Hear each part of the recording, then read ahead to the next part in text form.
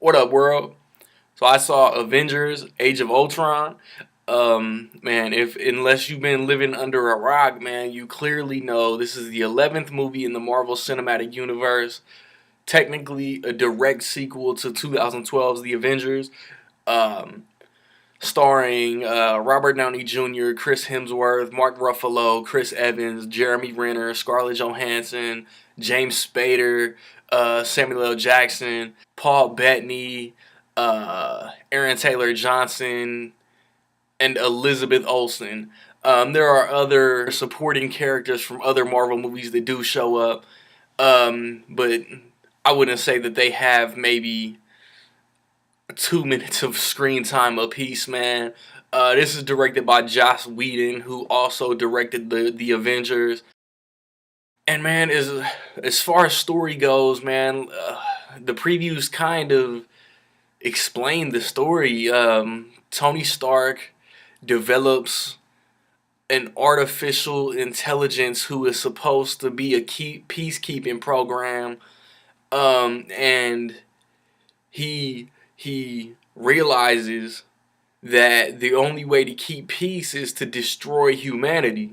And then, I mean, obviously, the Avengers have to assemble and they have to take care of business and save the world. I mean, that's the story in a nutshell, man, without giving away any plot points.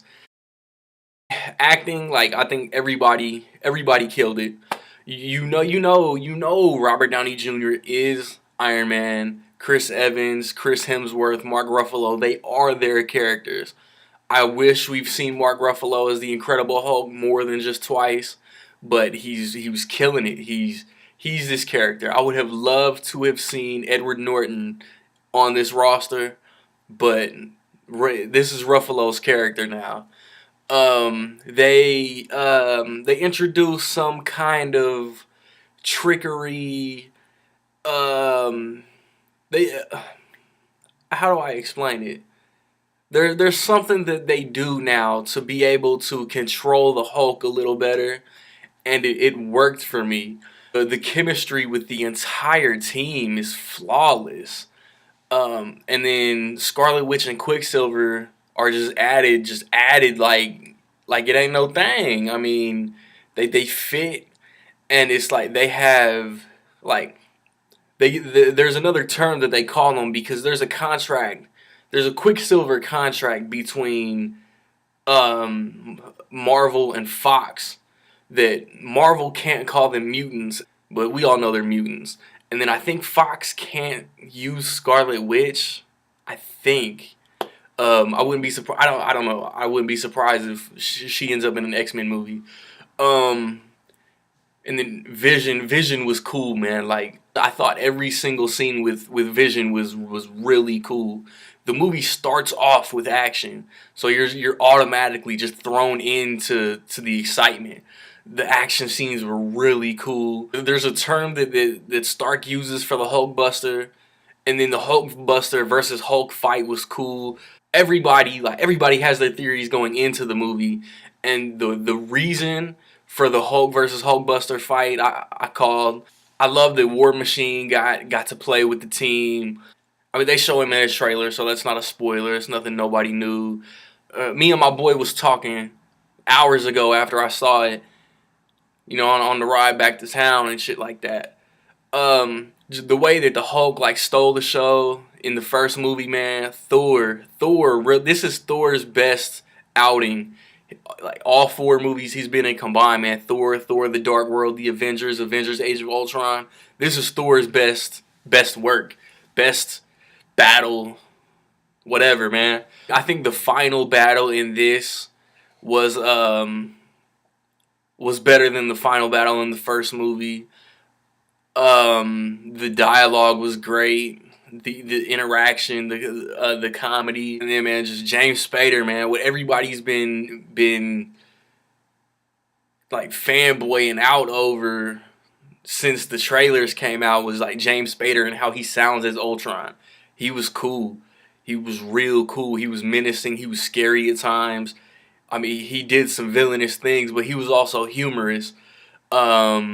And I mean, he was funny at times. Like I would rank him pretty high on the list of Marvel villains. Like I said in the review that I typed out for Daredevil, I would put Ultron higher on the list of good Marvel villains. And one thing I would say I didn't like, that I wouldn't say it felt forced. It was just there's a relationship between two characters that I don't know if it's really acknowledged in the trailers. I don't know if a clip has been released, but I didn't really be a fan of it, because they're the one character who has another movie is is supposed to be in a relationship with another character, and they're kind of shitting on that and acting like it never happened.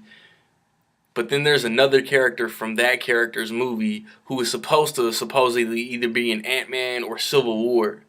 So I don't know, man. If y'all can crack that code, man. Like overall, man, I just felt the stakes were higher in this movie. It, being my most anticipated movie of the year, man, it lived up to the anticipation. Like in my opinion, man, I will say that Avengers: Age of Ultron is dope as fuck, man. For Marvel's 11th movie in their cinematic universe, they're not losing steam at all, man. I cannot wait for Ant-Man. I cannot wait for Captain America Civil War. And they laid the groundwork for that. I really, really want to know who's going to pick sides, who's going to roll with who. And then there's a scene with Captain America and some other characters that were at the very end. And that got me excited for the future of the cinematic universe. And then, of course, man, if you don't know this by now, what are we, 7 years into the Marvel Cinematic Universe? There is a scene after, like, they roll the stars' names, and then there's a scene. And then I left because I've heard from multiple people, internet reviewers and my boys, that there's nothing at the very end of the credits. So don't even stay. Happy summer movie season to all you nerds out there, all you movie nerds out there. That doesn't matter what kind of movie it is, man. As soon as the first weekend in May hits, you just get excited for whatever's coming out. How did you feel about Avengers: Age of Ultron? Where does it rank among your favorite cinematic universe movies? I'm gonna see it again Wednesday, and then I'm gonna really analyze my list. Do you prefer the first Avengers, or do you prefer Age of Ultron better? And just tell me just 100% how you feel about this movie, man. How many times do you plan on seeing it? What was your favorite scene? Who's your favorite character? So next weekend, I might see Hot Pursuit. I might not. If I know my theater is not gonna get Maggie, the Arnold Schwarzenegger zombie movie, but if it's on DirecTV on demand, I'm gonna definitely watch it.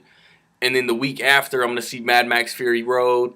I gotta watch the first three and catch up. Hit my poll question on the Facebook page, man. My typed out review for Daredevil is also on the Facebook page.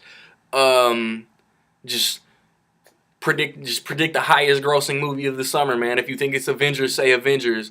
Jurassic World, Ant-Man, Terminator, Fantastic Four. There's a lot. Mission Impossible. There's a lot of choices, man. Minions, Inside Out. The list goes on, man. Find me where y'all find me. Whatever social media, man. Peace.